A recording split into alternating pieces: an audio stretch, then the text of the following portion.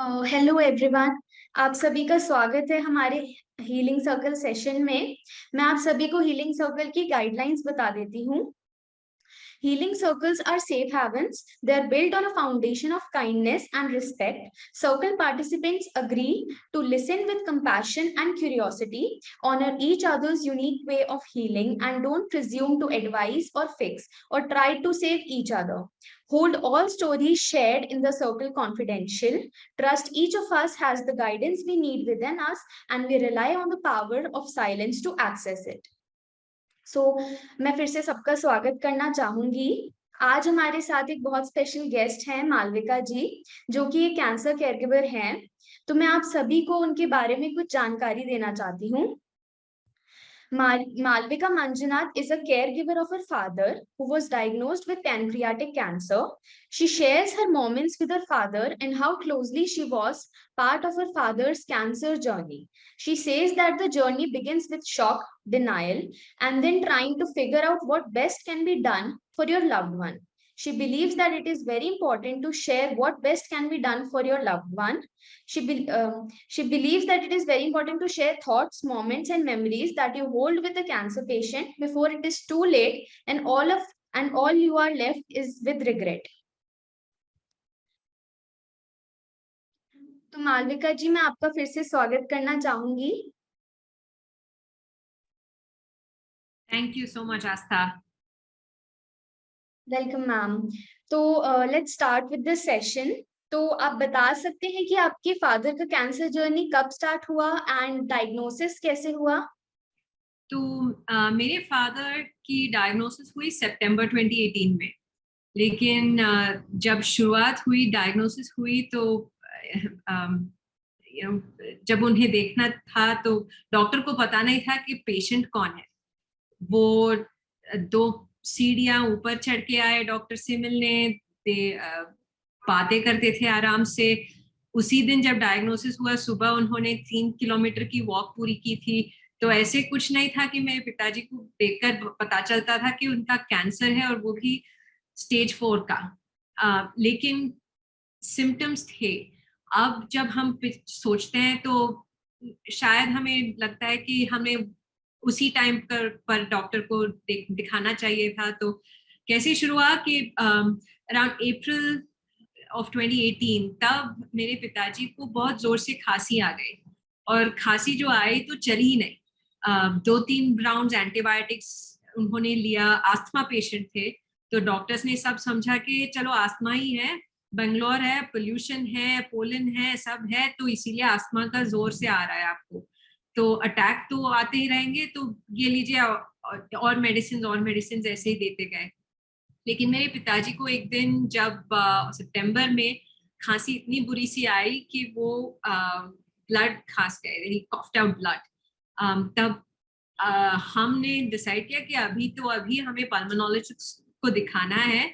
ये general physicians कुछ ठीक से समझ नहीं आ रहा है उन्हें क्या हो रहा है। तो हमने पल्मोनोलॉजिस्ट से अपॉइंटमेंट लिया, और पल्मोनोलॉजिस्ट ने मेरे पिताजी को देखा, और हमें तो पता ही नहीं चला, लेकिन हमारे पिताजी तो बहुत दुबले हो गए थे, क्योंकि हम रोज उन्हें देखते थे। हमें ऐसा लगा ही नहीं कि वो दुबले हो गए हैं। लेकिन वो पल्मोनोलॉजिस्ट ने पूछा कि have you ever been this thin, और have you sort of been plump and you have lost weight? तो मेरे पिताजी ने कहा, हाँ, 2-3 किलो ऐसे ऊपर नीचे जाते रहते हैं। तब हमको पल्मोनोलॉजिस्ट ने कहा कि चलो आप एक्सरे कर लो, सीटी स्कैन कर लो, तब देखते हैं क्या हो रहा है। तो मुझे याद है वो शनिवार था, शनिवार की सुबह पल्मोनोलॉजिस्ट से मिले, और शनिवार शाम को हमें वो सीटी स्कैन का रिपोर्ट मिल गया कि चलो पैनक्रियास में कुछ ट्यूमर है जो लंग्स, लिवर, लिम्फ सभी में जा चुका है। और क्योंकि वो लंग्स में था, मेरे पिताजी को खांसी आ रही थी, लेकिन उन्हें कुछ पेन नहीं था। पैनक्रियास के जनरली बहुत पेन होता है, ऐसे समझा है हमने। जॉन्डिस आता है, डाइजेशन ठीक से नहीं होता, लेकिन मेरे पिताजी को तो कुछ नहीं था, सिम्टम फ्री एक्सेप्ट फॉर कॉफ। तो ऐसे पता चला हमें।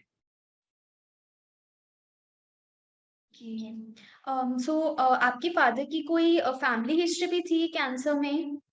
या मेरे पिताजी के पिताजी, मेरे दादाजी को सॉफ्ट टिश्यू सार्कोमा हुआ था। लेकिन मेरे पिताजी को पैंक्रियाटिक एडेनोकार्सिनोमा वो था। ओके, सो लाइक जब कैंसर डायग्नोज हुआ तो आपका और आपकी फैमिली का क्या रिएक्शन था? वेल तो हमारे बैकग्राउंड था कि मेरे पिताजी हर रोज टेनिस खेलते थे, गाड़ी चलाते थे, लेकिन जहां तक उनका चलना पड़ता तो वो वॉकिंग करते थे। और मेरे दोनों बच्चों को वही प्राइमरी केयर टेकर थे। जब मैं ऑफिस में काम करती थी, मेरे हस्बैंड भी काम करते थे, तो नाना जी के साथ ही मेरे बच्चे रहते थे, तो he was always on his feet. जब ये डायग्नोसिस हुआ तो हर एक फैमिली मेंबर का बहुत डिफरेंट रिएक्शन हुआ। तो मेरी माँ जो थी वो शॉक में चली गई और वो बहुत रोने लगी, कहने लगी कि हम तो इसी साल रिटायर होने वाले थे और पूरी बाकी जो जिंदगी है हमने सोचा कि अब टाइम है, we can all spend time together. ऐसे माँ ने सोचा ये क्या हो गया। और मेरे पिताजी जो थे वो फिजिसिस्ट थे, फिजिक्स में उनका पीएचडी था, और एमआरआई जो मशीन्स है उनके इक्विवेलेंट जो रिसर्च में है एनएमआरस, न्यूक्लियर मैग्नेटिक रेजोनेंस, उनमें उसमें काम करते थे। तो ये स्कैन्स वगैरह, एमआरआई स्कैन्स, एनएमआरस, वो सब उनको पता था। तो जब उन्होंने देखा उनका सीटी स्कैन और जब वो पहले वाला डायग्नोसिस आया तो मेरे पिताजी को समझ में आ गया कि क्या हो रहा है, क्योंकि वो इसी फील्ड में काम करते थे। तो मेरे पिताजी बहुत स्टॉइक थे, माने उनका कुछ रिएक्शन नहीं हुआ, वो बैठ गए और उन्होंने कहा चलो ठीक है, जो हुआ सो हुआ, व्हाट नेक्स्ट। तो मेरे पिताजी सोचने लगे कि बाद में अब क्या करें। लेकिन वो तो ठीक ठीक था, लेकिन मेरा तो I went into sort of saviour complex जो कहते हैं। शॉक में तो आ गए एक दो दिन, मुझे समझ भी नहीं आ रहा था कि क्या हो रहा है यहाँ, कैसे पैनक्रियाटिक कैंसर। फिर से मैं हॉस्पिटल गई और उनसे पूछा, आप are you sure this is the report, इसी आदमी का है, क्योंकि मेरे पिताजी को तो ये कोई स्टमक पेन नहीं है, कुछ नहीं है, तो क्या हो रहा है यहाँ। तो हॉस्पिटल ने कहा नहीं, ये आपके पिताजी का ही रिपोर्ट है। तो आई वॉज इन शॉक। और 2-3 दिन के बाद मैं समझ गई कि ये डॉक्टर सब कुछ नहीं जानते। मैं 10 दिन में एमबीबीएस की डिग्री पकड़कर मैं I figure out what the cure for pancreatic cancer is. तो ऐसे लग गया मुझे। तो मैंने कहा ठीक है, मैं सर्वाइवल मोड में जा रही हूँ, मैं ढूंढ लूंगी कैंसर की क्योर को, मेरे पिताजी को बचा लूंगी। So that was what I was thinking of. So I went into the Savior complex. तो मैंने बहुत पढ़ाई की. I didn't sleep for a few nights. तो पढ़ती जा रही थी, और तब डॉक्टर गूगल जो है मुझे बताया कि ये पैनक्रियाटिक कैंसर है नहीं, ये पैनक्रियाटिक ट्यूबरक्यूलोसिस होगा शायद, या ये लंग कैंसर है जो पैनक्रियास में स्प्रेड हो गया है। तो ऐसे बहुत कुछ ऐसे रैंडम इंफॉर्मेशन आते हैं इंटरनेट। तो मैंने अपने पिताजी से जाकर कहा, तुम्हें तो पैनक्रियाटिक कैंसर हो ही नहीं सकता, डेफिनेटली नॉट, तुम्हें पैनक्रियाटिक टीबी हो गया है, तो चलो टीबी मेडिसिन दे देते हैं। तो मेरे पिताजी बैठकर कहने, हाँ you are right, I don't think I have cancer, मुझे तो कुछ पेन नहीं है, क्योंकि मेरे दादाजी को बहुत पेन होता था, बहुत दर्द होता था। तो मेरे पिताजी ने कहा, मैं ऐसे कुछ नहीं है, मैं अब कल ही मैंने 3 किलोमीटर वॉक किया है। तो we were all in that shock and denial. तो मैं एक्सेप्ट ही नहीं कर पा रही थी कि दिस इज व्हाट हैपेंड। और उसी समय जो मेरे पिताजी के छोटे भाई थे वो भी आ गए, और उनको भी समझ नहीं आ रहा था ये कैसे हो गया। लेकिन लकीली 2-3 दिन में ही हमें डॉक्टर से अपॉइंटमेंट मिल गया, और ऑन्कोलॉजिस्ट से। और तब उन्होंने हमें बिठाकर कहा, लेकिन देखो ये टीबी नहीं हो सकता है, सिम्टम्स टीबी का अलग होता है, ये एक्सरे दूसरी तरह दिखता है टीबी का, सीटी स्कैन दूसरी तरह आता है, ये टीबी नहीं है, ये लंग कैंसर भी नहीं है, क्योंकि ये सारे जो टोपोलॉजी है जो शरीर के अंदर, they look very different. So this is pancreatic adenocarcinoma. लेकिन हम एक लंग बायोप्सी कर देते हैं, क्योंकि जो पैनक्रियास में ट्यूमर था, दे कुडंट एक्सेस इट। वो बहुत it was surrounded by arteries and veins, so it wasn't easy to get it to. सो उन्होंने समझा कि ठीक है, लंग्स में ही बायोप्सी कर लेते हैं। सो लंग्स से बायोप्सी कर ली और तब कॉन्फर्मेशन मिला कि पैंक्रियाटिक एडनोकार्सिनोमा ही है। ओके, सो लाइक मैम, अभी आपने बताया कि बायोप्सी हुई, तो उसके अलावा और क्या क्या मेडिकल ट्रीटमेंट आपने फॉलो किया डायग्नोसिस के बाद? सो या डेफिनेटली, सो ब्लड टेस्ट तो दिया हमने। तो ब्लड टेस्ट में पैंक्रियाटिक काउंट जो है वो बहुत ही ज्यादा था, जो नॉर्मल इट्स अंडर 100। तो मेरे पिताजी का 3000 कुछ ऐसा था। तो the cell cancer count was very high.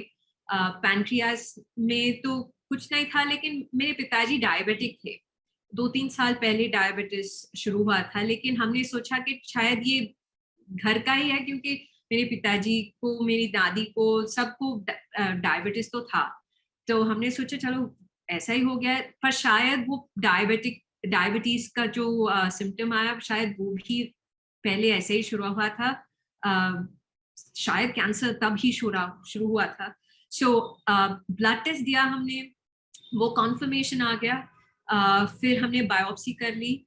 उसके बाद जो पेट स्कैन्स थे, उससे हमें पता चला कि कहाँ कहाँ ट्यूमर्स है, किसका हम ऑपरेशन कर सकते हैं या किसका नहीं कर सकते। लेकिन डॉक्टर्स ने हमें कहा कि कैंसर इतना सारा जगह फैल चुका है कि ऑपरेशन का कोई सवाल ही नहीं पड़ता, because the tumour was quite large and सारे आर्टरीज सब उसके ऊपर नीचे चले गए थे, तो they couldn't operate on that anymore. So we decided it was just chemotherapy. और जो कीमोथेरेपी थी वो ड्यूअल थेरेपी थी कि एक पैनक्रियास को अटैक करता है और दूसरा लंग्स को, क्योंकि एक डॉक्टर को डाउट था कि शायद ये लंग्स में भी एक सिंक्रोनस कैंसर है, सिर्फ पैनक्रियास का ही नहीं, शायद लंग्स में भी दूसरा कैंसर है। तो वो सस्पिशन था उनका। तो हमने ये कीमोथेरेपी शुरू कर ली, जो हफ्ते में एक बार मेरे पिताजी को इंट्रावीनस आईवी से देते थे। और हम एक पूरा दिन और रात वहाँ हॉस्पिटल में ही रहते थे, और उसके बाद हम घर चले जाते थे। तो chemo was the only option. Radiation was not an option, क्योंकि इतना सारा फैल चुका था कि कहाँ रेडिएशन डालें। तो they said radiation is not an option either. So सिर्फ कीमोथेरेपी ही रह गया। Okay ma'am, so like chemotherapy हुआ, तो ट्रीटमेंट के दौरान उनको कोई और हेल्थ प्रॉब्लम्स या कोई और साइड इफेक्ट्स भी हुए?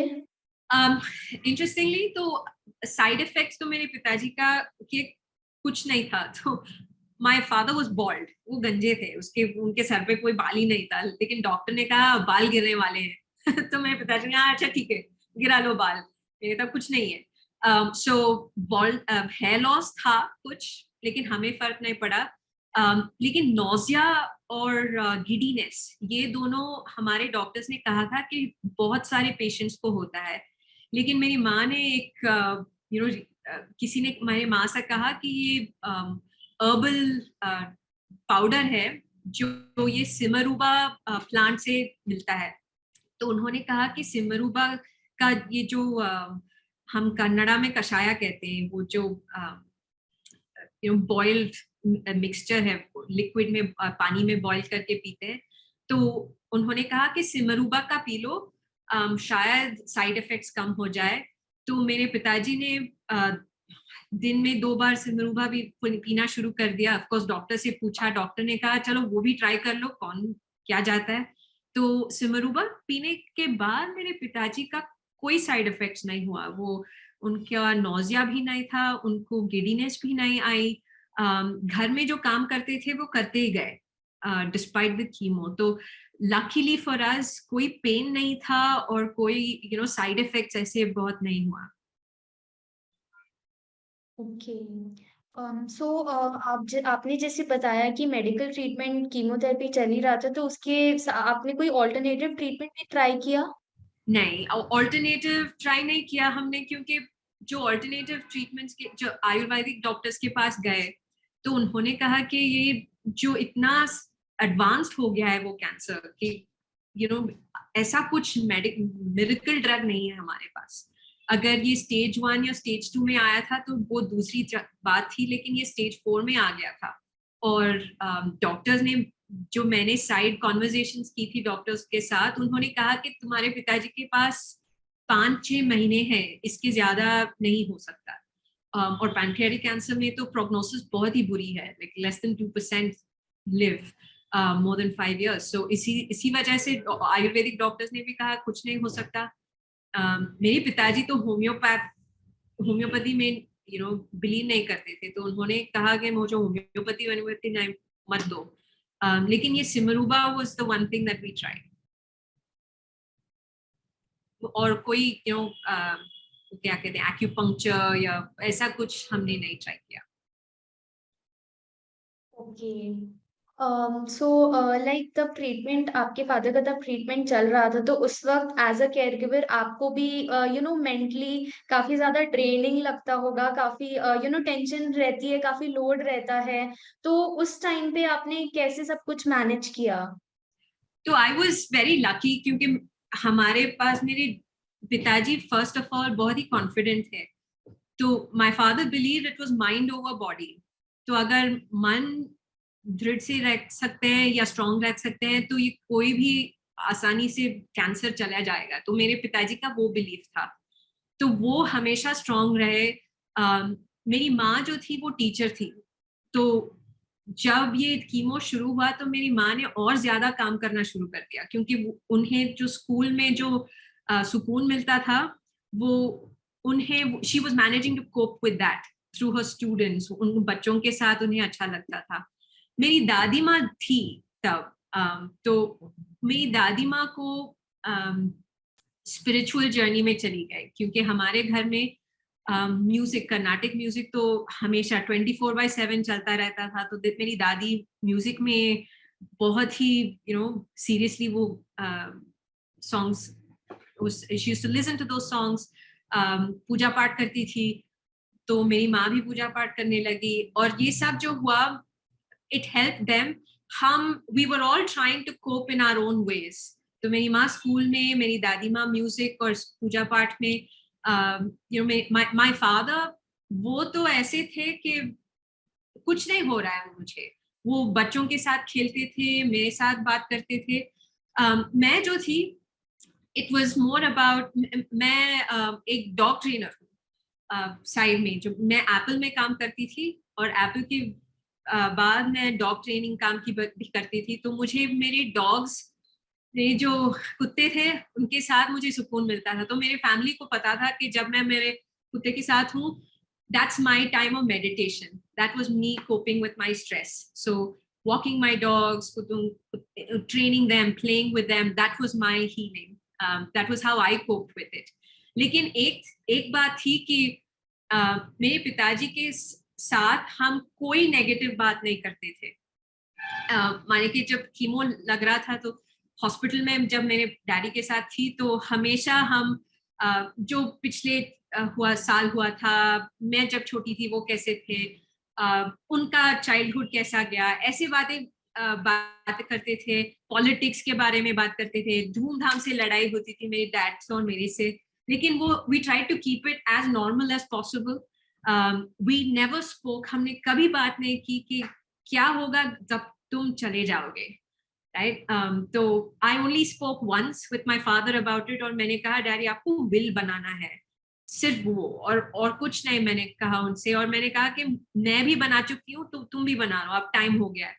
तो वो उन्होंने किया। और जब मैंने कीमो तब जब होता था, इट वाज ऑल पॉजिटिव। मैंने दादी को भी बताया, मम को भी बताया कि कुछ रोना धोना मत करो डैडी के सामने, क्योंकि वो भी उन्हें भी बहुत बुरा लगेगा। तो ऐसा करते थे। और मेरे जो कुत्ते थे मेरे पिताजी को बहुत पसंद थे, तो वो भी उनके साथ खेलते थे, उनको खिलाते थे, काम करते थे उनके साथ। तो it was very positive the entire time, और हमेशा अच्छी बातों का बात करते थे। और मेमोरीज उनके चाइल्डहुड, मेरी दादी माँ की कहानियां, मेरे पिताजी की कहानियां, मेरी कहानियां, ऐसे बातें करते थे। तो it was positive more than anything. Right ma'am, in fact ये बात आपने बहुत सही बोली कि मतलब एटमॉस्फेयर आपने कितना पॉजिटिव बनाया था। वो पॉजिटिव एटमॉस्फेयर से ही बहुत हेल्प मिलती है, लाइक ट्रीटमेंट में, और घर के जितने और मेंबर्स हैं उनको भी उतनी हेल्प मिलती है। हाँ। जितना पॉजिटिव एनवायरनमेंट रहेगा तो सब अच्छा ही सोचेंगे और आगे का सोचेंगे कि आगे क्या करना है, ये नहीं, वो मतलब नेगेटिविटी नहीं आने देंगे अंदर अंदर। No, so I mean it's आया हमारे मन में भी आया, हमने सोचा कि व्हाई मी, व्हाई अस। तो ऐसा हुआ कि मैं 2018 के जुलाई को वापस आ गए अमेरिका से। मैं बहुत सालों अमेरिका रह गई थी, लेकिन पिताजी के डायग्नोसिस के पहले ही मैंने डिसाइड किया कि हम सब वापस आ रहे हैं। मेरे हस्बैंड एंड आई दोनों बैंगलोर से हैं, तो हमने कहा चल यार, कैलिफोर्निया का टाइम हो गया है, वापस घर चलते हैं। तो जुलाई के 18 आ गए और सितंबर मेरी डैड का डायग्नोसिस हुआ। तो ये जो था, हमने ऐसा सोचा कि it's all for the good, you know. किसे पता था कि विल कम बैक एंड उसके टाइम पे ही डैड का ऐसा डायग्नोसिस हो जाएगा। तो everything happens for a reason. So हमने सोचा, हाँ, why me, why us, we were such good people, we've only done good things, all of that. But yeah, if we're born, that means we have to die one day. That's it. There's you can't choose how you die.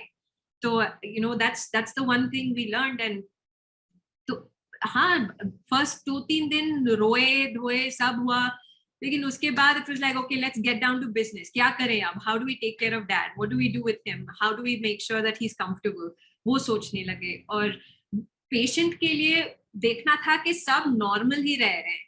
तो मैं काम नहीं छोड़ी, मम्मा ने काम नहीं छोड़ा, normal सी रहती थी उनके साथ। तो वो हेल्प किया बहुत डैड को।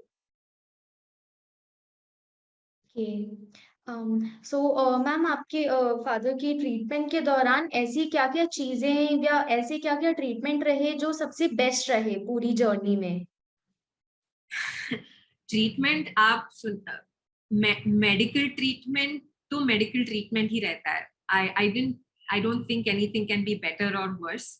लेकिन जो ट्रीटमेंट घर में मिला वो अच्छा था। माने कि जो जो प्यार और कॉन्फिडेंस सभी ने दिया उन्हें, I think that was important. क्योंकि कुछ दिन ऐसे होते थे कि कीमो के बाद डैड को बहुत थकान होती थी, लेकिन मैं उन्हें जाकर, डैड, इंडिया ऑस्ट्रेलिया मैच देखा आपने, टेस्ट स्कोर देखा, क्रिकेट के तो क्रेजी थे। तो मैंने कहा चलो मैच देखते हैं। बांग्लादेश का मैच देखा हमने, हॉलैंड का मैच देखा, सब देखा। लेकिन डैड को ट्रीटमेंट के time we kept it very positive. See, treatments में वी ओनली हैड कीमो और कुछ नहीं था हमारे पास। तो there was no good, better, worse. It was only chemo for us. Right. So उनके ट्रीटमेंट के दौरान उन्होंने कुछ लाइफस्टाइल चेंजेस भी किए? लाइफस्टाइल चेंजेस माने कि उन्होंने वॉकिंग छोड़ दी। That was the only thing. Tennis खेलना छोड़ दिया और वॉकिंग छोड़ दिया। लेकिन घर के सारा काम वो करते थे, जो उनका थोड़ा काम था कि दादी माँ की मेडिसिन, कार का देखभाल, बच्चों को सुबह तैयार करना, वो सब उनका काम था। He didn't change any of that. लेकिन कुछ हमने सब तय किया कि हम घर में मास्क लगाना शुरू कर दिया हम सब ने। क्योंकि अगर हमारे बच्चे थे, स्कूल से इन्फेक्शंस तो लाते ही रहते थे, लेकिन हमारे डॉक्टर्स ने कहा कि थोड़ा ध्यान दो, क्योंकि ये इन्फेक्शंस बहुत very quickly they can spiral out of control. तो उन्होंने कहा कि मास्क पहन लो घर में, अच्छा रहेगा। तो वो करते थे। घर में जो गेस्ट्स आए थे या विजिटर्स, उनसे मेरे डैड बहुत करीब से ऐसे बातें नहीं करते थे। वो रूम में बहुत डिस्टेंस के साथ, ये सोशल डिस्टेंसिंग हमने 2018 में इशू कर दी। तो ऐसे दूर दूर से बैठकर ऐसे बातें करते थे। लेकिन उसके बावजूद there was nothing else that changed. Dietary changes किया। हम तो वेजिटेरियंस हैं, तो कभी ऐसा मीट वगैरह नहीं खाया है। लेकिन मेरे पिताजी ने ज्यादा ये मिलेट्स और ज्यादा ये जो ग्रीन्स हैं, क्योंकि हीमोग्लोबिन काउंट कम हो जाता था, तो हर रोज ये स्पिनच और केल और जो अमरंथ लीव्स हैं वो सब खाते थे हर रोज। और मिलेट्स, हम रागी खाते हैं बहुत, बाजरा खाते हैं, तो वो मेरे पिताजी ने ज्यादा खाना शुरू कर दिया था। ओके, ये बात आपने बहुत सही बोली, लाइक डाइट रिलेटेड भी इनफैक्ट जो आप बता रहे हो कि आप लोग मिलेट्स काफी कंज्यूम करते थे, बिकॉज दे आर एक्चुअली मतलब बहुत ज्यादा हेल्दी होते हैं, like as compared to normal grains. तो हमें डाइट का तो बिल्कुल ध्यान रखना ही होता है, हमारे ट्रीटमेंट के दौरान भी, ट्रीटमेंट के बाद भी। इनफैक्ट कैंसर क्या नॉर्मल लाइफस्टाइल में भी डाइट तो सबसे ज्यादा इंपॉर्टेंट है। कोई डिजीज की प्रिवेंशन के लिए, ट्रीटमेंट के लिए डाइट ही है जो सबसे ज्यादा हेल्प करेगा। करेक्ट, क्योंकि हमने जो 2018 में तो जो शुरू किया था हमने खाना, अभी तक नहीं छोड़ा है हमने। मुझे मिलेट्स बहुत पसंद है और मेरे बच्चों को भी अभी रागी बॉल चाहिए और हर रोज कोई कोई ना कोई मिलेट का डोसा चाहिए, ऐसा हो गया है हमारे घर में। तो जब जो हमने वहां शुरू किया था तो अच्छे ही है, अच्छा ही है ना, तो we just continue doing that. Right, that's great. So ma'am, like आपके फादर की पूरी लाइक जर्नी के दौरान मतलब आपने क्या क्या चीजें सीखी एज अ केयर गिवर, आपने क्या क्या चीजें सीखी? तो हम जब कैंसर डायग्नोसिस होती है तो पहला क्वेश्चन होता है कि पेशेंट कैसे हैं। लेकिन मैं समझती हूँ कि पेशेंट को छोड़ो, पेशेंट को एक पूरा डॉक्टर का टीम देखता है। केयर गिवर को कौन पूछ रहा है, who is making sure that the care giver is taken care of. तो हमेशा मैंने देखा है कि जब मैं हॉस्पिटल में रहती थी, पिताजी और मैं जब वो कीमो लेते रहते थे, तो जो आते रहते थे उन लोगों को हम देखते थे, और हमेशा केयर गिवर्स ही बहुत सुस्ती से आते थे, टेंशन होती थी उनको देखकर। मुझे, मेरे पिताजी को बहुत दुख होता था, ये लगती क्या है, जाके उनसे बात करो ना, क्या हुआ है, कुछ हेल्प चाहिए उन्हें। तो my father used to ask me to go speak to the caregivers. So the one lesson I learned is the caregiver also needs attention. तो मुझे तो मेरे my dogs were my caretakers. My dog made sure that I was okay. तो वो, उसे समझ आ गया था कि मैं दुखी हूँ, तो वो कम से कम 2-3 घंटे में एक बार मेरे पास आता था, देखता था सब ठीक है और चला जाता था। ऐसा है कि केयर गिवर्स को देखभाल करनी है। और the other thing that I learn in the journey was miracle drug कुछ नहीं है। there's nothing that can take this out overnight. मैं हमेशा मेरे जो कैंसर फ्रेंड्स जो हैं, जो कैंसर से डील कर रहे हैं, मैं कहती हूँ कि ये मैराथन है, स्प्रिंट 100 मीटर रेस नहीं है ये। आप तो दौड़ने वाले हो, बहुत दिनों तक दौड़ते ही रहोगे, तो शांत से रहो। Don't be so much in a rush कि मुझे ठीक होना है। जब ऐसा रश प्रेशर आ जाएगा तो और सुस्ती हो जाएगी। तो that's one thing I learn, care taker को देखभाल करनी है, don't be in a rush. The third thing is stay positive, that was the only thing. और जो मैंने सीखा है कि मन में जो है बता दो, like I have no regrets. मुझे जो मेरे पिताजी से कहना था मैंने कह दिया है, आई हैव नो रिग्रेट्स। मेरे पिताजी ने भी ऐसे ही मुझसे भी बहुत सारी बातें की, जो आई am so grateful that I got that time with him. और उन्हें भी मन हल्का हो गया, मेरा भी मन हल्का हो गया, वी वर एट पीस। तो that is very important to just speak up, speak your mind, share everything, because this time is precious. Right ma'am. And ma'am, like हम लोग लाइक पॉजिटिविटी की इतनी बात हम कर रहे हैं इस बारे में, पर पूरी जर्नी के वक्त, लाइक आपकी जर्नी के वक्त भी ऐसा काफी बार ऐसा होता होगा ना कि मतलब बिल्कुल गिव अप करने का मन करता होगा कि अब कुछ समझ नहीं आ रहा है, अब गिव अप ही कर देना है। तो ऐसी क्या चीजें थी जिनसे आपको मोटिवेशन मिलता रहा कि you should just go on? पहली, माय बिगेस्ट मोटिवेटर थे मेरे डैड, मेरे पिताजी ही थे। क्योंकि पिताजी कभी नहीं देखा मुझे और कहा कि मुझे आई एम डन। एक बार हुआ, सिर्फ एक बार, लेकिन कीमो टाइम मेरे पिताजी तो हाँ, तो आज ये हो गया, अपॉइंटमेंट कर लो नेक्स्ट वीक का, और ये ब्लड टेस्ट करना है हमें इस दिन का, अपॉइंटमेंट अभी फिक्स कर लो, अभी फिक्स कर लो। तो मेरे पिताजी ऐसे कैलेंडर थे। तो for us it was never about giving up, because my dad never gave up. पिताजी हमेशा कहते थे नहीं चलो चलो नेक्स्ट नेक्स्ट नेक्स्ट, और क्या करना है और क्या करना है। और जो दूसरी बात थी कि सिर्फ एक आदमी उनका देखभाल नहीं कर रहा था, तो हमारा पूरा टीम था। टीम माने कि मेरी माँ, दादी, मैं, मेरे हस्बैंड, मेरे बच्चे भी और मेरी अंकल सब आ गए, और सब ने कहा कि हमारा एक एक काम है घर में, और हम सब ऐसे करेंगे कि everybody feels like there is a team. हम सब एक ही काम कर रहे हैं कि हमारे पिताजी को ठीक हो जाए, तो वही हमारा काम था। तो अगर एक आदमी को ऐसा लग रहा था कि क्या ऐसा ही हो रहा है, क्या है, रिजल्ट्स कैसे हैं, ठीक नहीं हो रहे हैं, देयर वाज अनदर पर्सन जो आते थे और कहते थे कोई बात नहीं, अगले हफ्ते स्कैन कर लेंगे, अगले हफ्ते का टेस्ट देख लेंगे क्या होगा। There was always someone motivating the other. एक टीम स्पिरिट जैसा हो गया था। ओके।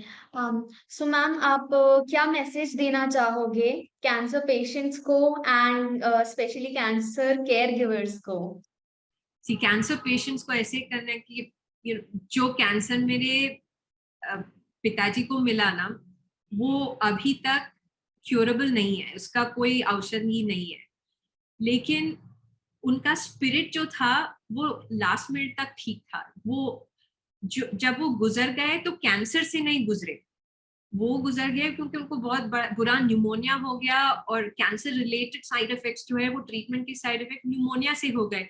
लेकिन the last day my father's count, cancer count was nearly normal, तो कैंसर तो बहुत ही कम हो गया था। ये कॉम्प्लिकेशंस तो थे, उन्होंने उनकी जान ले ली, लेकिन stay positive, right? Cancer can be fought, even the most incurable, जो जिसका क्योर भी नहीं है, जैसे वो लोग कहते हैं, वो भी कंट्रोल में आ गया था मेरे पिताजी का। तो स्टे पॉजिटिव। अब सोचो मत कि 6 महीने बाद, 1 साल बाद क्या होगा, कल का क्या हो रहा है, अगले हफ्ते का टेस्ट क्या हो रहा है, अगले हफ्ते का जो हम कीमो ले रहे हैं या वो कैसे चलेगा। सिर्फ वही थोड़ो small steps, don't look at the very and, I live through it. मेरे पिताजी ने भी कहा सोचो मत 6 महीने, 8 महीने, 10 महीने का सोचो मत, अगले हफ्ते का कीमो प्लान है, अपॉइंटमेंट है, चलो हम वही देखते हैं। Day after day, look at every day, वो इम्पोर्टेंट है। सोचो मत कि क्या होगा 1 साल बाद, 2 साल बाद, 5 साल बाद। अभी हम हैं, घर में सब ठीक है, मेरे देखभाल कर रहे हैं, तो काफी है।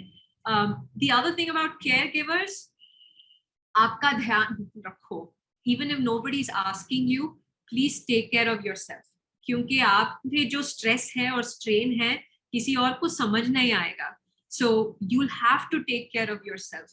और जो आपके family members, if there is anybody जो उनके कैंसर फैमिली या फ्रेंड्स उनके पास नहीं हो, चलो टिकट बुक कर लो और जाओ अभी, क्योंकि ये टाइम वापस नहीं आएगा। no matter what excuses you have, you must be with the patient. उनका जो priority है वो, there's nothing else more important than making sure they recover. So it's really important for everyone. अगर आप दूर हैं, आपके जो कैंसर फैमिली मेंबर है, जो उनसे अगर आप दूर हैं, तो पास आ जाइए, घर में आ जाइए, उनके साथ रहिए, क्योंकि it helps them mentally and physically, financially maybe. So it's important कि आप सब पास ही रहें और उनकी देखभाल करें। Right ma'am. सो जैसे कि अभी आप बता रहे थे कि हमें लाइक सब चीजें देख के, बट हमें प्रायोरिटाइज करना चाहिए कैंसर पेशेंट को, उनकी हेल्थ को। सो मेरा ये क्वेश्चन है कि आपने लाइक अपने फादर की ट्रीटमेंट के दौरान अपनी प्रोफेशनल लाइफ कैसे मैनेज करी, एंड फाइनेंसेस एंड ऑल उस सब का मतलब थोड़ा कैसे आपने मैनेज किया? तो लाइक आई सेड, मैं एप्पल में काम करती थी, और एप्पल में मेरा पूरा टीम कुपर्टिनो कैलिफोर्निया में था, अमेरिका में, थोड़े लोग लंदन में थे और थोड़े लोग चाइना में थे। तो I was pretty much working 24 hours, क्योंकि हाँ, जब चाइना उठता है तो अमेरिका सो जाता है, ऐसा था मेरा काम। तो मैंने क्या किया कि ऑफिस में मैंने बता दिया सबको कि देखो ये हो रहा है मेरे साथ, दिन में ये टाइम मैं किसी से बात नहीं कर सकती, किसी का मीटिंग नहीं ले सकती, किसी का कॉल भी नहीं कर सकती, तो दैट्स माय टाइम। तो मैंने मेरे डैड से बात किया कि क्या टाइम चाहिए मुझसे, what time of the day do you want to be with me, कि 100% अटेंशन आपको मिले। तो मेरे डैड ने कहा दिन में यार 4-5 घंटे मेरे साथ रह लो। तो वही मैंने काम किया दोपहर को। लेकिन रात को जो था, मेरी कॉल्स रात को शुरू हो जाते थे। लेकिन वो अच्छा था क्योंकि जब मैं ऑफिस काम कर रही थी तो डैड की कीमो चल रही थी, रात को ऐसे ही ड्रिप्स में रहते थे। तो मेरे डैड भी मेरे कॉल सुनते थे, वो भी कहते थे आए इससे ऐसे बात करो, वो सप्लायर को वो कहो। मेरे डैड ऐसे भी बात करते थे। तो it was trying to work during his treatment. लेकिन प्रायोरिटाइज तो मैंने किया, मेरे डैड से बात की कि जो दिन में जो टाइम है, कितना टाइम आप मुझसे लेना चाहते हो, और वो मैंने किया। He said 4 or 5 hours in a day. I said, okay, done. Those are 4-5 hours I'm not working. तो it was helpful कि मेरे काम flexible था. I could work at any time of the day. तो ऐसा restrictions नहीं था. Financially मेरे डैड ने बहुत प्लानिंग कर लिया था पहले ही, कि अच्छा इंश्योरेंस लिया था उन्होंने। और ये जो मेरे डैड ने नियरली 27 days आईसीयू में रहा, वो बहुत एक्सपेंसिव हो गया था। लेकिन उन्होंने क्या किया था कि इंश्योरेंस के साथ एक सेपरेट, जैसे जो एफडी होता है, उन्होंने वैसा कर लिया था सिर्फ उनके हेल्थ के लिए। पता नहीं क्या सोच रहे थे तब जब उन्होंने ये शुरू किया, लेकिन वो मुझे उन्होंने बताया कि देखो इस बैंक में ये एफडी है, वो तोड़ डालो और इससे मेरा ट्रीटमेंट हो जाएगा। तो फ्यूचर प्लानिंग ने उन्होंने किया था, और इंश्योरेंस भी था उनके पास। वरना वी वर वेरी फॉर्चुनेट कि वो ट्रबल्स नहीं थे हमारे पास। That way we were taken care of. Okay ma'am. So मेरा एक लास्ट क्वेश्चन है आपसे कि लाइक अगर आप अपनी पूरी जर्नी को एक लाइन में बोलना चाहोगे तो वो क्या होगा?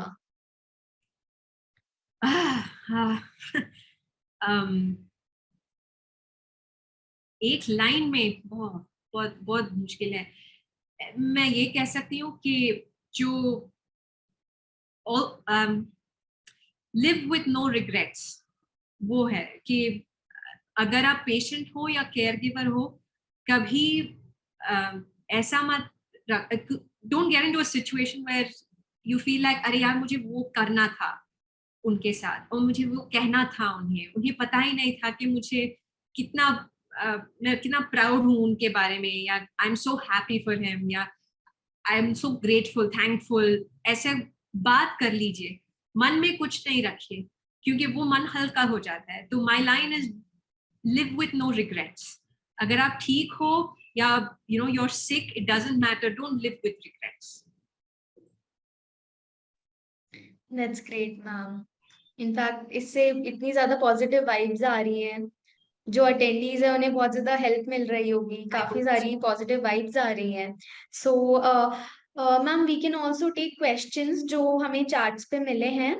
सो Okay. मोहम्मद जी कुछ कहना चाहते हैं। मोहम्मद जी मैं आपको अनम्यूट कर रही हूँ।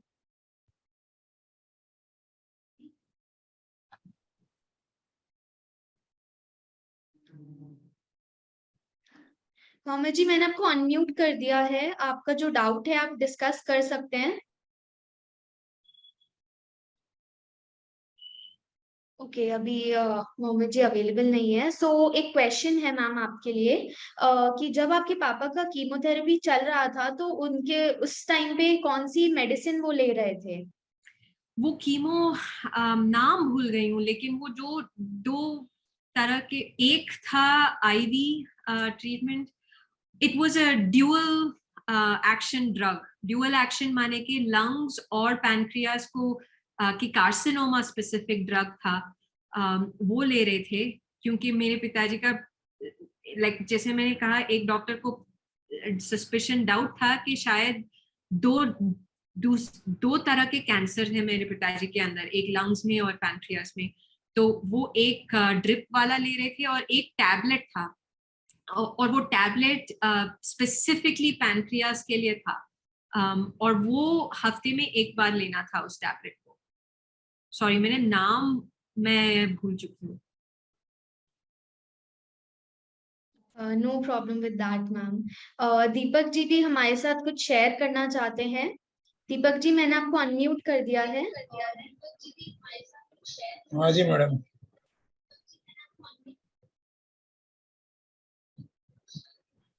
हाँ, गुड इवनिंग मैडम मालविका जी। नमस्ते, गुड इवनिंग। बहुत सा काम सर्जरी नहीं किया था। सर्जरी आपने सर्जरी नहीं किया, वो बहुत अच्छा किया। अच्छा। मेरी मदर इन लॉ को सेम पैनक्रियाटिक केयर था, सर्जरी किया, with in 15 days finish. Doctor ने मिस्टेक किया, स्प्लीन काट दिया। I'm sorry. हाँ, yeah. सेकंड थिंग, आपने अभी जो बोला सिमरुबा, सेम है ना लक्ष्मी तारू जो बोलते हैं वहां पर? हाँ, करेक्ट, सिमरूबा। ओके, अभी मेरी वाइफ भी सफरिंग कर रही है सेम। कैसे? कौन सा? वाइफ को तो ब्रेस्ट कैंसर है, स्टेज 4 में है। अच्छा, हाँ। आपने जो सिमरुबा बोला, मैं ट्राई करना चाहता हूँ। उसका टेस्ट कैसा है, आपको मालूम है कुछ? टेस्ट बहुत ही खट्टा है। खट्टा है? हाँ, तो मैं भी मेरे पिताजी के साथ ले रही थी, लेकिन बहुत ही खट्टा रहता है। और जो आप आयुर्वेदिक जो जानते हैं, बॉडी में हीट ज्यादा होता है उससे, तो उष्ण या जो कहते हैं वो ज्यादा हो जाता है। तो मैं 2-3 हफ्ते लिया मैंने और वो छोड़ दिया, लेकिन हफ्ते में 2-3 दिन लेना शुरू किया मैंने। लेकिन मेरे पिताजी को वो कुछ नहीं, no side effects for him. वो हमेशा दिन में 2 बार लेते रहे। मेरी वाइफ जो है अभी टारगेटेड थेरेपी पर है। अच्छा। उसका साइड इफेक्ट एक ही है कि ब्लड काउंट डाउन होता है, बाकी तो कोई प्रॉब्लम नहीं। हाँ, तो वो कहते हैं कि सिमरूबा ब्लड काउंट भी ऊपर ही रहता है, क्योंकि मेरे पिताजी का जो 3-4 महीने का कीमो चला, कभी भी उनका ब्लड काउंट नीचे नहीं आया। Very good.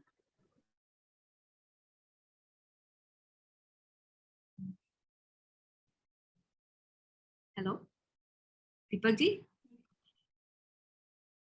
आई थिंक उनका इंटरनेट कनेक्शन थोड़ा वीक है।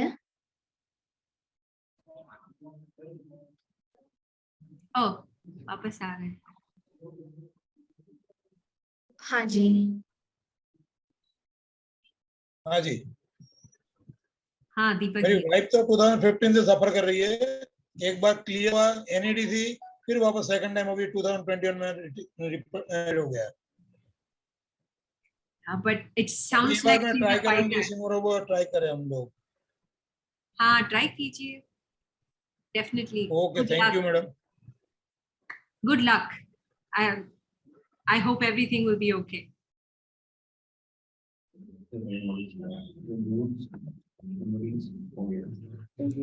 Thank you Deepak ji.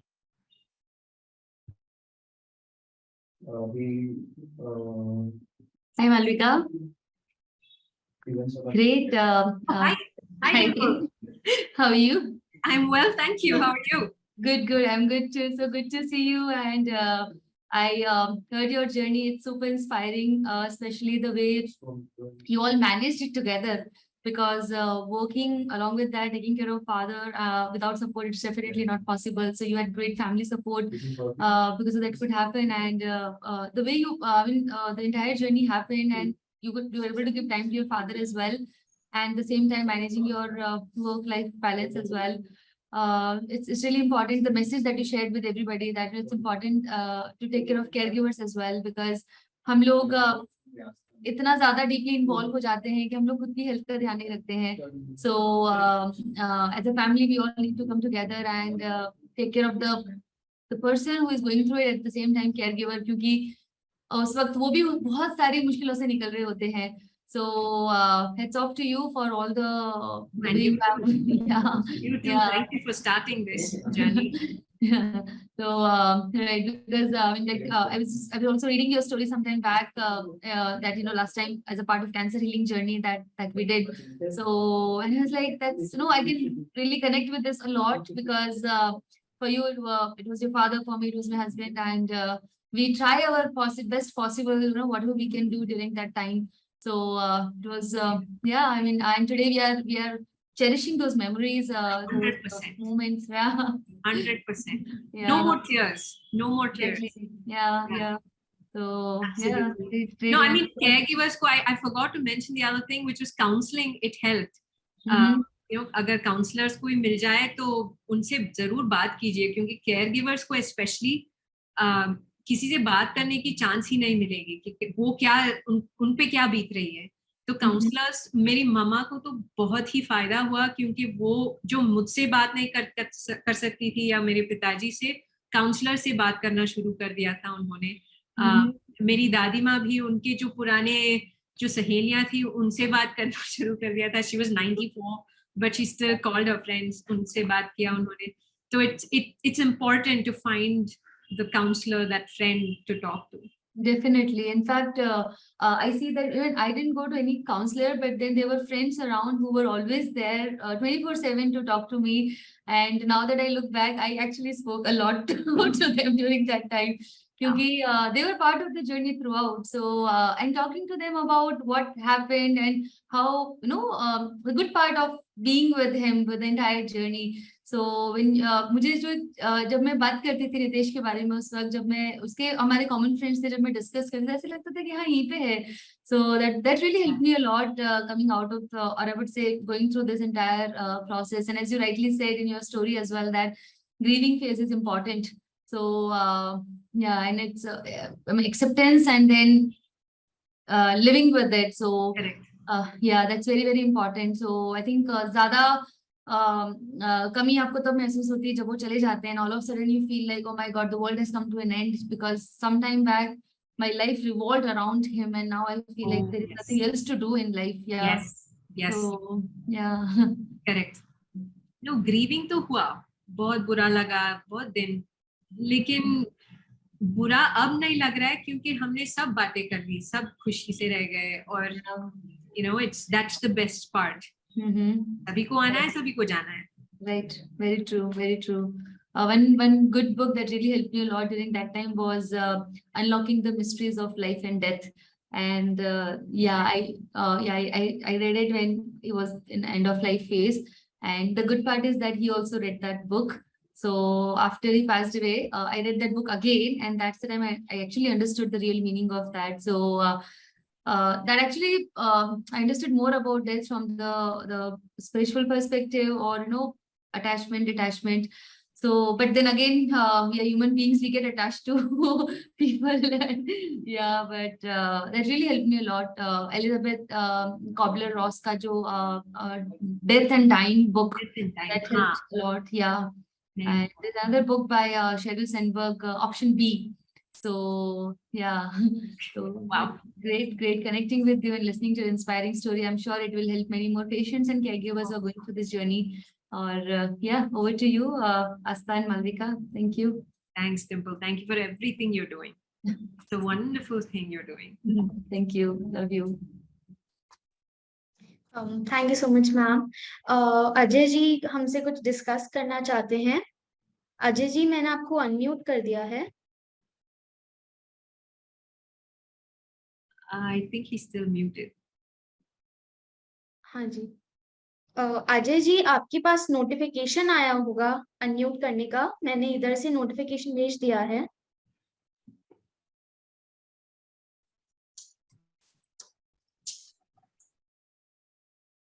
Hello.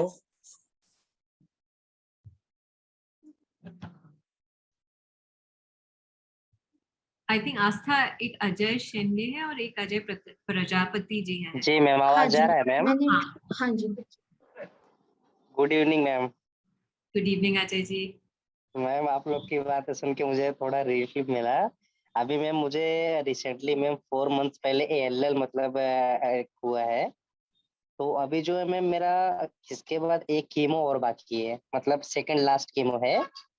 तो उसमें मैम कैसे कि मुझे मेन जैसे कि अगर कोई एंटी कैंसर डाइट रहेगा तो उसके ऊपर मैम कुछ कर सकते हैं कि जैसे जो डॉक्टर्स हमको प्रिस्क्राइब कर रहे हैं हम वही सब खा सकते हैं, या उसके लिए कोई स्पेशली मतलब हम फूड ले सकते हैं मैम? तो उसमें हेल्पफुल रहेगा कि नहीं रहेगा मैम?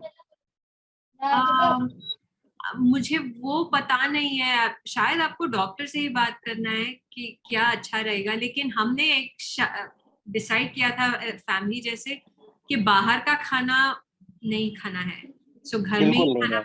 हाँ घर में ही बनाते थे हमने।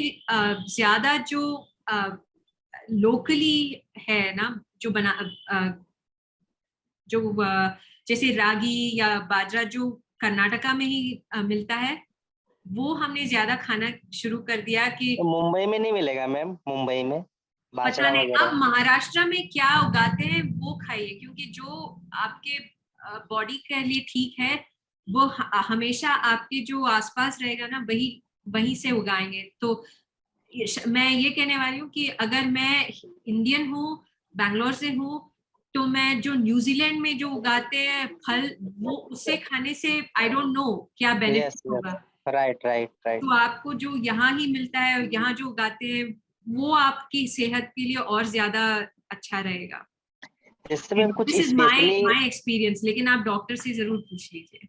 अभी मैम कैसा स्पेशली मेरा एज मैम 27 है, तो स्पेशली इसके लिए कुछ मतलब नॉर्मली जैसे कि हम खाने से वो जल्दी क्योर हो, फिर आगे जाके ये चीजें रिकरेंस ना हो मैम, थोड़ा इसका प्रेशर ज्यादा रहता है मैम, और कुछ?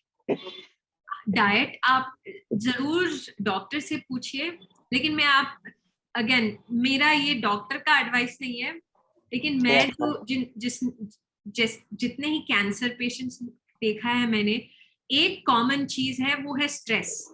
वो आई थिंक पेशेंट्स के जो जनरल बॉडी है वो ज्यादा स्ट्रेस लेते हैं। अगर जी आप ma'am, right right stress right right. लेना कम कर दे तो आपको अच्छा होगा, क्योंकि मेरे पिताजी को जो सभी जो मैंने देखा है कैंसर, जो मेरे फ्रेंड्स हैं फैमिली मेंबर्स हैं, वो हमेशा बहुत स्ट्रेस लेते थे। यस तो मैम यस। इसीलिए मैंने भी मेरा काम छोड़ दिया, मैं अब एप्पल में काम नहीं करती हूँ, मुझे वो स्ट्रेस नहीं चाहिए, और जो हुआ है वो मुझे नहीं चाहिए। मैं पैसा भी नहीं है, कुछ नहीं है, लेकिन मुझे वो स्ट्रेस नहीं चाहिए।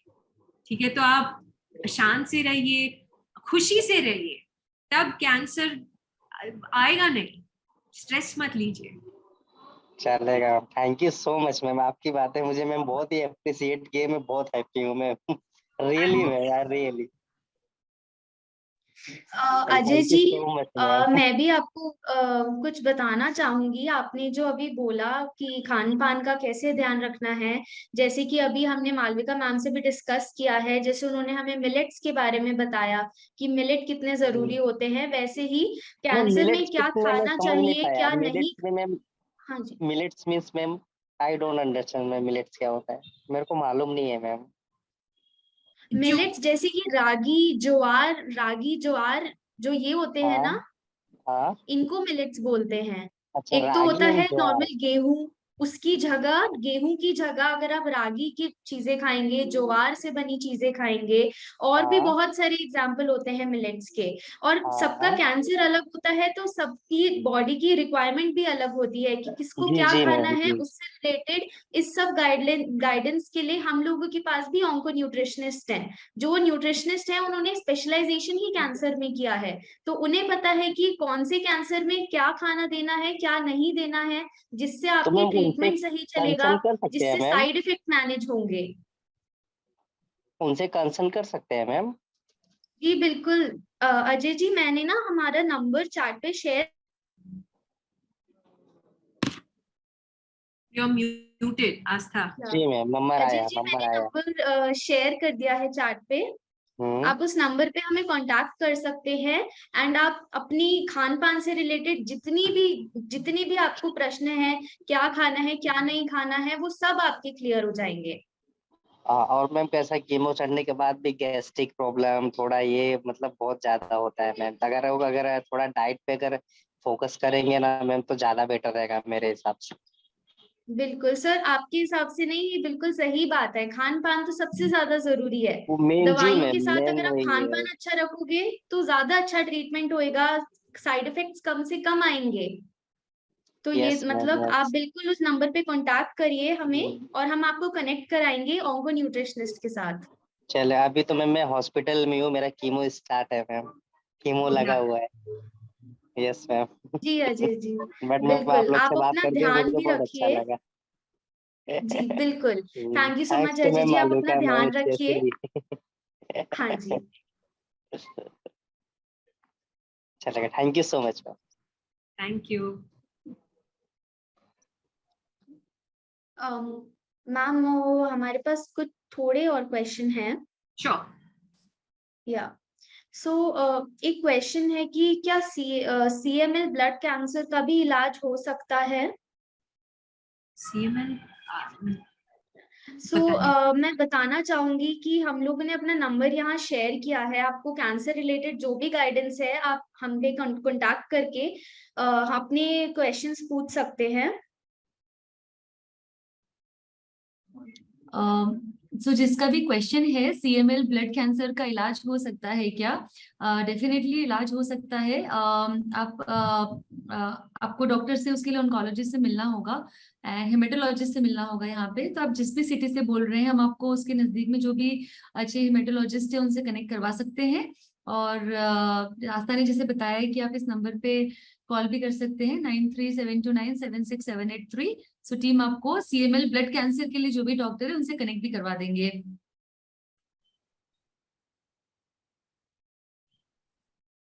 एंड मैम हमारे एक और क्वेश्चन है अवनीश जी से कि बैंगलोर में सिमरोबा पाउडर कहाँ से मिल सकता है? ओके, एक पाटिल, मिस्टर पाटिल है जो आरटी नगर में है, आरटी नगर बैंगलोर में। मैं आपसे नंबर बाद में शेयर कर लूं, मेरे पास नहीं है, मेरी माँ के पास है। सो अगर मैं जेनोंग को लोगों से वो नंबर शेयर कर दूं बिल्कुल, तो हाँ हम लोग उनके साथ में शेयर कर लेंगे। मालविका आप हमारे साथ में शेयर कर दीजिएगा। ओके। एंड आस्था जिसका भी क्वेश्चन है ना आप उन्हें मैसेज भी कर दो कि वो हमसे कांटेक्ट कर ले ताकि हम नंबर एक्सचेंज कर लें। जी बिल्कुल, right ma'am.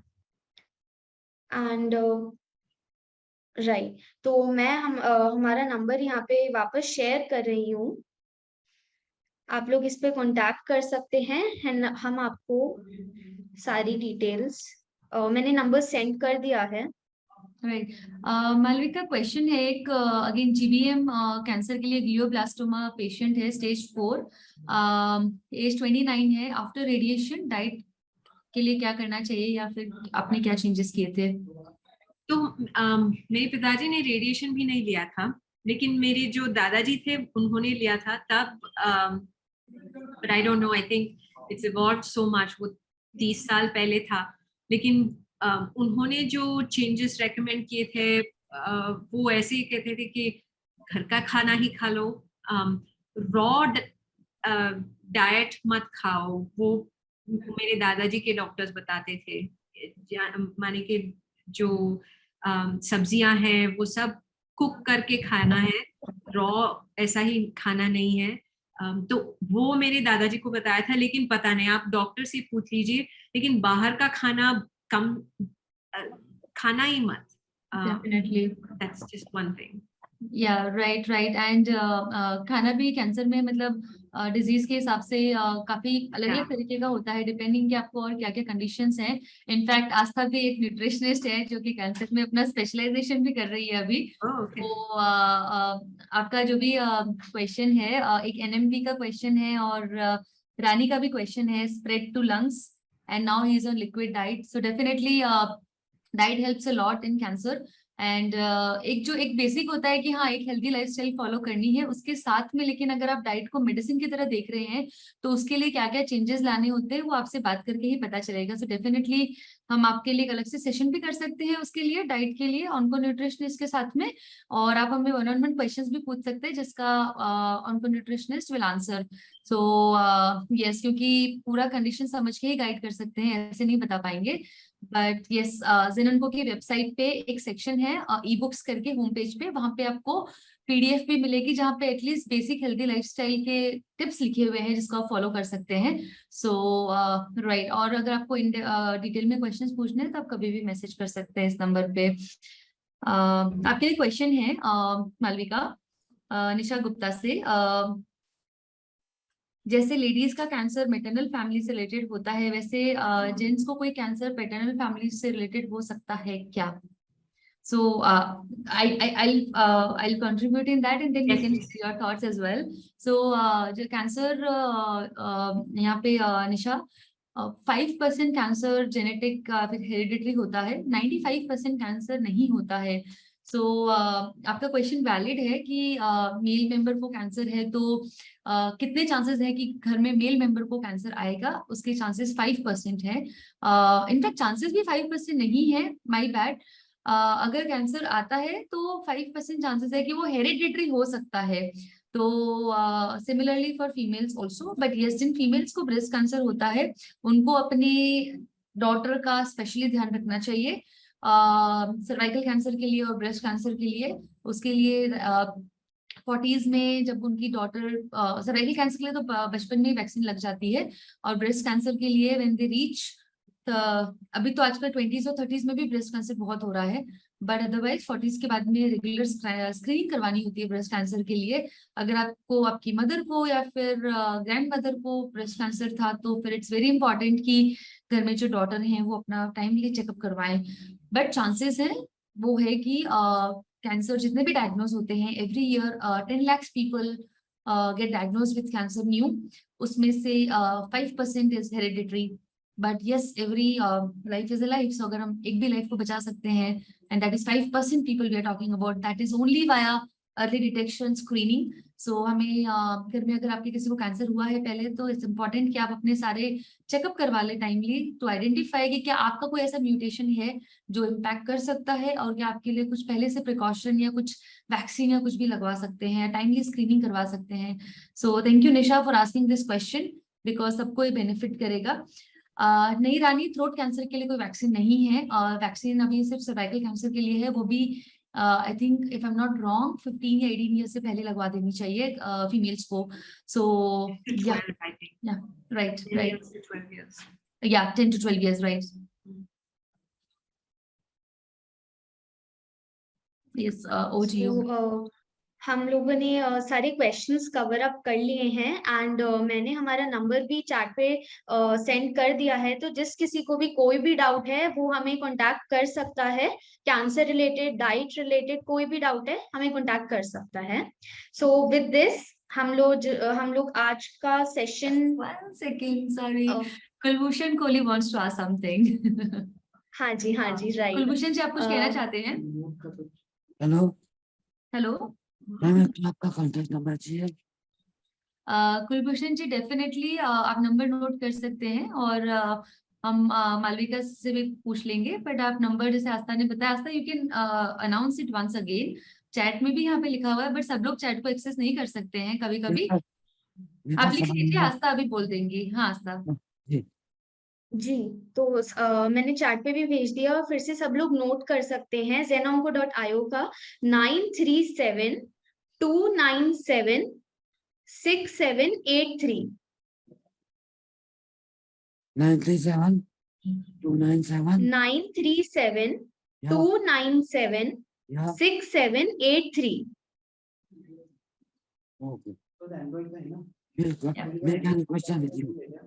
Definitely Kulbhushan ji, thank you.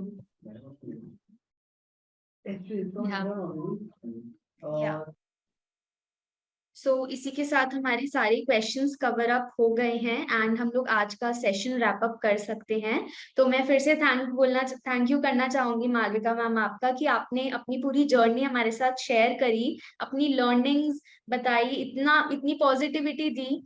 सब लोगों को इतना ज्यादा अच्छा लगा, सब लोगों को इतनी ज्यादा पॉजिटिविटी मिली है, इतनी चीजें सीखने को मिली हैं. यही खासियत है हीलिंग सर्कल्स की, सब लोग एक साथ आते हैं और एक दूसरे से इतनी सारी चीजें सीख के जाते हैं. So thank you so much, ma'am, once again. Thank you for everything. Thank you for everything you're doing. I know, I wish I had the support system when we were going through that. But kudos to you. Well done. Always happy to help. Thank you. Thank you, Malvika. Always pleasure to connect with you, and thank you for being on the platform to share your inspiring journey. Always wonderful to connect with some amazing souls who have gone through the journey and wanting to do so much for other patients and caregivers. And there are many patients I see. यहाँ पे काफी सारे patients हैं अभी. So lots of healing and health to everybody. Journey है, निकल जाएगी, साथ में मिलके निकालेंगे इसे. आई सी दैट पद्मजा जी का भी अभी ट्रीटमेंट चल रहा है एंड उनका फीडिंग ट्यूब लगा हुआ है। निशा जी को तो मैं बहुत टाइम से जानती हूँ, उनका ब्रेस्ट कैंसर का ट्रीटमेंट चल रहा है और हर बार उनकी वो स्माइल देख के, पॉजिटिविटी देख के लगता है यार ऐसा होना चाहिए। तो it's always mind over body. अगर आप मन बना लेंगे कि सब ठीक हो जाएगा तो सब ठीक हो जाएगा। Very true, nothing can stop you. Right. So आप कभी भी आप सब लोग हमें कभी भी रीच आउट कर सकते हैं। आपको किसी से भी कनेक्ट करना है, यहाँ पे बहुत सारे बहुत अच्छे लोग हैं जो एक दूसरे को बात करना चाहते हैं, काउंसलिंग करना चाहते हैं, समझना चाहते हैं। सो अपने इस तरह समझिए, कभी भी आप कॉल करिए, आपको हमेशा सपोर्ट मिलेगा।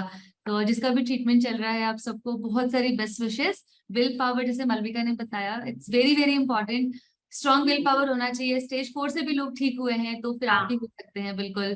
तो अजय जी, आपको सबको बहुत सारी बेस्ट विशेस एंड हम लोग फिर से मिलेंगे next Saturday, healing circle talks 5 PM। Yeah, thanks Malvika, lots of love to you. Thanks Rasta. Bye. Bye.